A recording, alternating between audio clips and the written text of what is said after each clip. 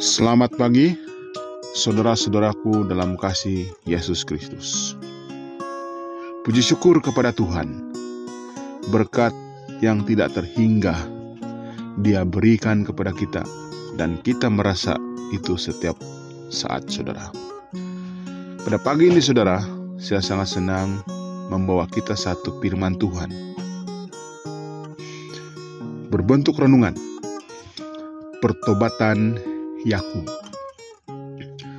Mari kita berdoa. Terpujilah namamu Tuhan, dikuduskanlah namamu. Syukur puji Tuhan atas segala berkat yang Kau berikan. Ampuni saya, ampuni kami semua yang mendengar firman Tuhan, agar kami tetap layak berada di hadapan Tuhan, layak menerima berkat. Terima kasih malaikat-Mu, Yesus Kristus, menyertai kami pada ketika ini. Terima kasih Engkau sudah mendengar doa kami. Terima kasih Engkau sudah menebus dosa kami. Doa ini Tuhan kami serahkan dalam nama Yesus. Amin. Saudara-saudaraku dalam kasih Tuhan,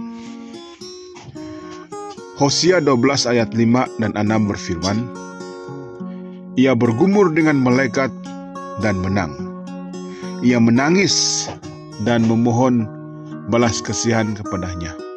Di Batel ia bertemu dengan dia, dan di sanalah dia berfirman kepadanya, yakni Tuhan Allah semesta alam, Tuhan namanya. Hosea 12 ayat 5 dan juga 6.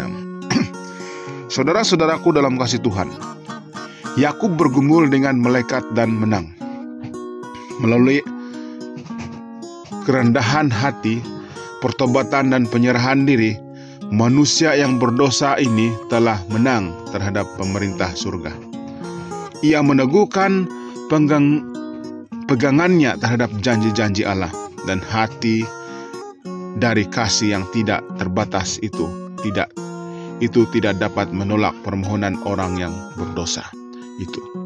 Alpha dan Omega, jilid 1, halaman 228. Saudaraku dalam kasih Tuhan, namun demikian, sejarah Yakub hidup adalah satu jaminan bahwa Allah tidak akan membiarkan begitu saja orang-orang yang telah ditipu ke dalam dosa, tetapi telah kembali kepadanya dengan pertobatan yang sejati. Adalah dengan penyerahan diri dan iman yang memperolehnya dengan cara bergumul di dalam kekuatannya sendiri. Dengan demikian Allah telah mengajar hamba-Nya bahwa hanya kuasa dan anugerah ilahi saja yang dapat memberikan berkat yang diizinkannya itu. Demikian pula akan jadi dengan mereka yang hidup di dalam zaman akhir.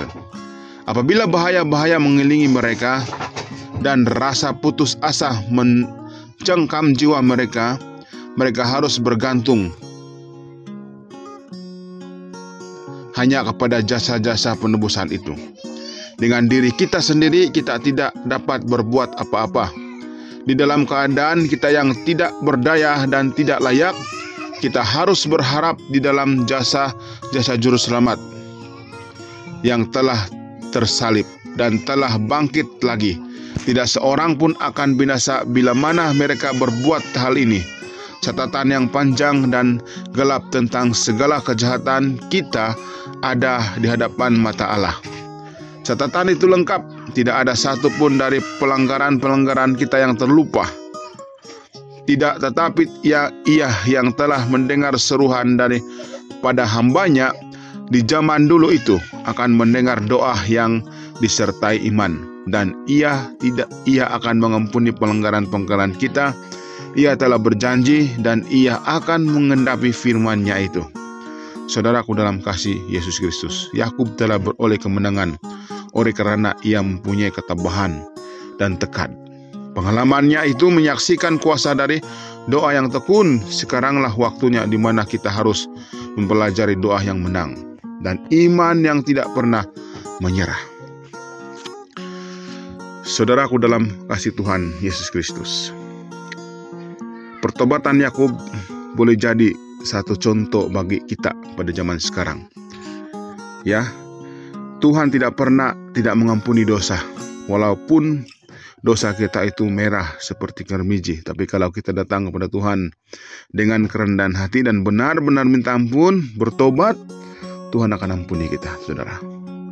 Dan waktu itulah hidup kita tidak bercelah, ketika kita minta ampun dosa kita.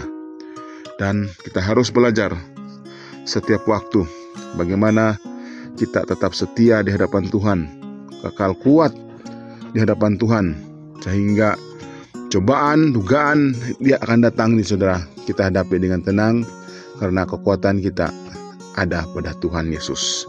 Saudara-saudaraku dalam kasih Tuhan, semoga renungan pendek ini menjadi satu kekuatan kita, menjadi satu semangat kita untuk datang kepada Tuhan dan bertobat demi bertobat dan minta petunjuk kepada Tuhan, minta ajaran kepada Tuhan, sehingga kehidupan kita ini layak di hadapan Tuhan dan layak mendapat keselamatan yang sudah Tuhan sediakan dan layak berada dalam kerajaan surga.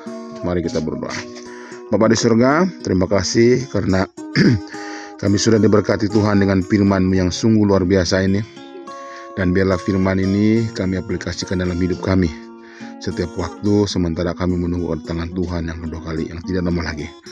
Dan biarlah firman ini menjadi berkat keluarga saya dan menjadi berkat semua umat Tuhan yang mendengarnya. Doa Tuhan kami serahkan dalam nama Yesus. Amin.